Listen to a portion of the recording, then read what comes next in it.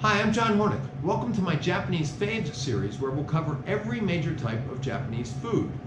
Koji is a type of friendly mold often used to ferment rice, which is then used to make sake, mirin, miso, and other things. It's really kind of a magical substance that is very important in Japanese cooking, and is one of the reasons that Japanese food has such great deep flavors that are very different from the flavors of Western cooking. Shio Koji is koji rice treated with salt. Shoyu is Japanese soy sauce, so Shoyu Koji is koji rice treated with soy sauce. Shio Koji and Shoyu Koji are great marinades and flavor enhancers, and they're loaded with umami. Both can also be used as salt substitutes.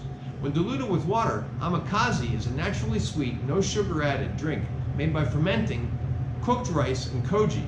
It can be served hot or cold, thick or thin.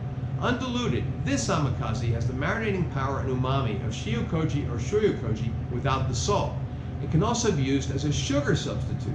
Because Shio Koji and Shoyu Koji can be used as salt substitutes, and Amazake can be used as a sugar substitute, be careful not to use too much of any of these marinades to avoid making the final dish too sweet or too salty. As a rule of thumb, use about 10% by weight of the protein being marinated. So let's start cooking.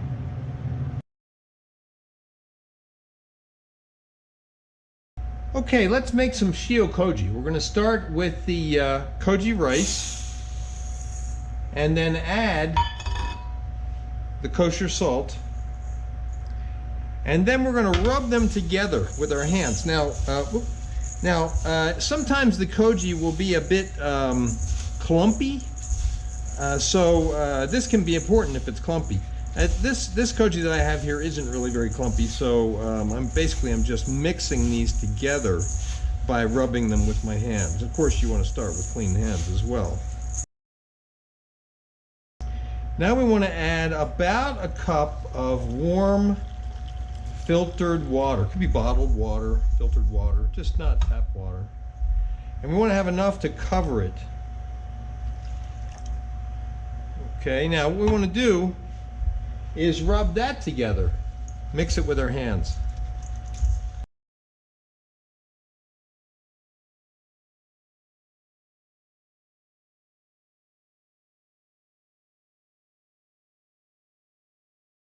Okay, now let's try to get it, as much of it as we can, off of our hands and back into the bowl, and scrape koji rice down off the sides so we can see how much we have, see whether it's sufficiently covered with the water. Okay, good. We have just about the right amount of water. It's just covering the koji rice.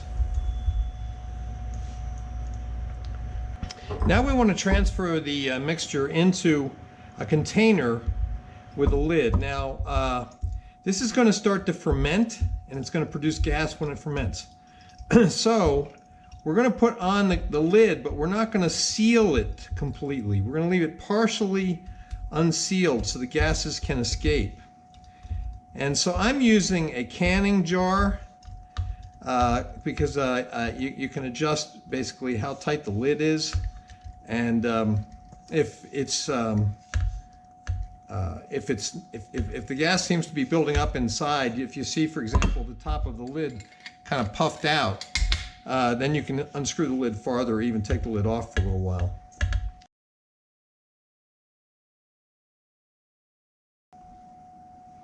Okay, now let's shake it down and tap it down a little bit. We want to make sure that the koji rice is covered with water, and it is just covered, okay? If it were not covered, we'd add a little bit of water so it would be just covered. Now what we're going to do is put the lid on loosely so the gases can escape, and we're going to allow this to ferment at room temperature for 7 to 14 days.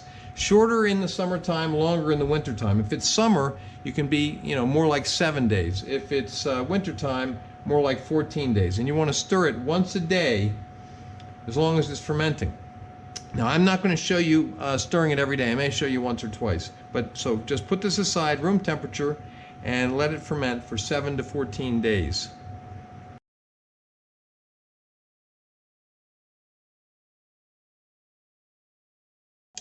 All right, now we're going to make the Shoyu Koji, and just as with making the Shio Koji, we are going to break up the koji with our hands. Now, this particular batch of koji doesn't really need to be broken up, but sometimes they do. So I'm just doing that as a step to show you how you would do it. Just pick up some of the koji in your hands, rub it between your fingers, and break it up, okay? Then we just want to add the warm shoyu. Now you could do this with your hands too, but you know, it may stain your hands, so we're not doing that. We're doing it with the spoon. We're just going to mix that up. Oop.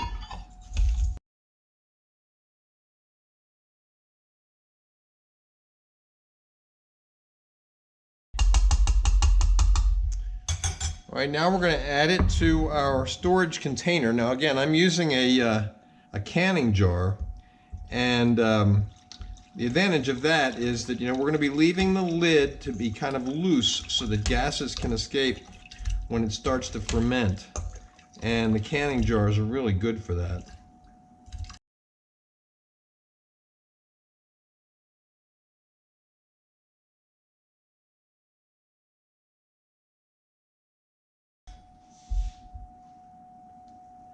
All right, now we're going to put the lid on loosely, and we're going to let this sit at room temperature and ferment for 2 to 3 weeks, stirring it once each day.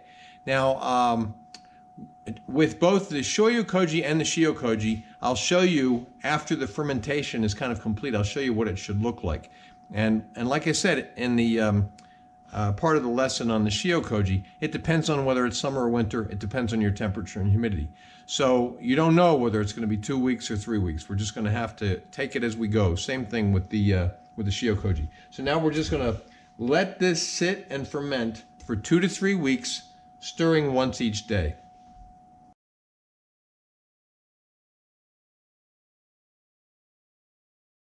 All right, now making Amazake is pretty simple. We're going to use 4 parts of koji to 3 parts of sushi rice. In this case, I have 4 ounces. This is 4 ounces by weight of koji to 3 ounces by weight of dry sushi rice. But now that sushi rice has been cooked. So it was 3 ounces of dry sushi rice, then cook it, okay? I just cooked the sushi rice in the rice cooker.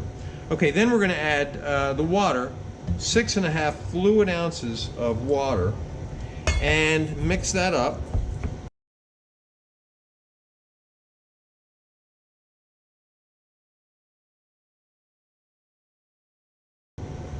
Now we're going to transfer that Amazake mixture to a canning jar.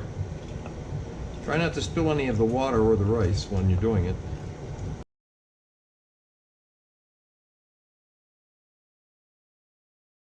You want to get it all down inside the jar, off the sides. Go. Okay, now we need to bring this Amazake to 130 degrees Fahrenheit. Now to do that, I'm using an immersion circulator. There are a lot of immersion circulators out there on the market now that are made for home use. And so that's what I'm using. I'm told you could also use a yogurt maker. I've never used a yogurt maker. But you could also use a water oven.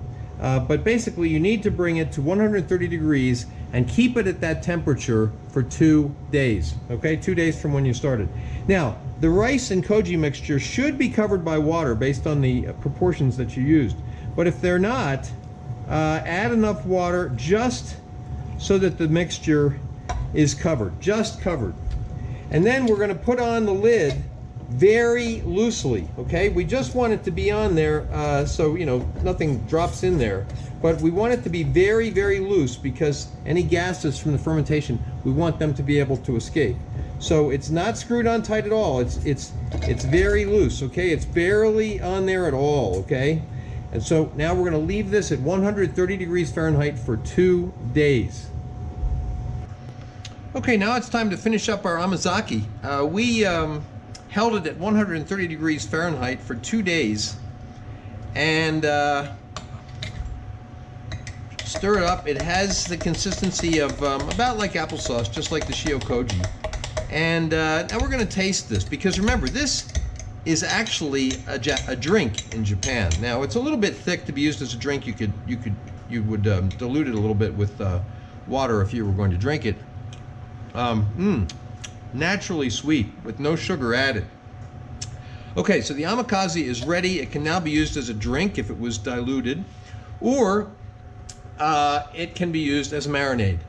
And as I was saying with the Shio Koji, it should be used or frozen within 6 months.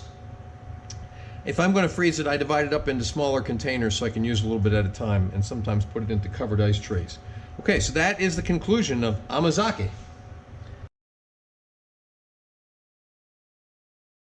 Okay, let's check on our Shio Koji and our Shoyu Koji. The Shio Koji has been going now for 11 days, and I've stirred it every day. Here's today's stirring, and it's like kind of like a soupy porridge. Okay, we're gonna let this go for probably another 3 days, so it'll be about 2 weeks altogether.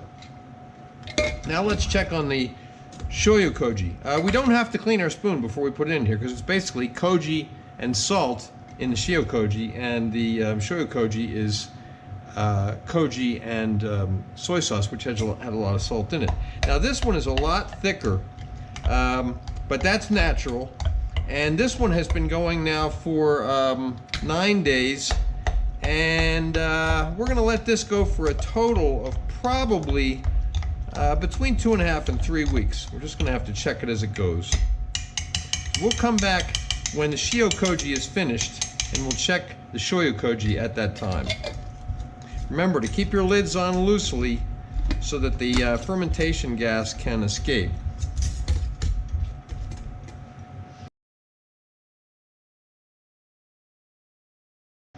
Okay, so we're finishing up the Shio Koji today. It's been fermenting for 2 weeks. It's winter time, so it takes longer. If it were summertime, I'd probably only do it for a week to 10 days. And it has the right consistency when you stir it. It's like about the thickness of applesauce. Okay, and that's perfect. All right.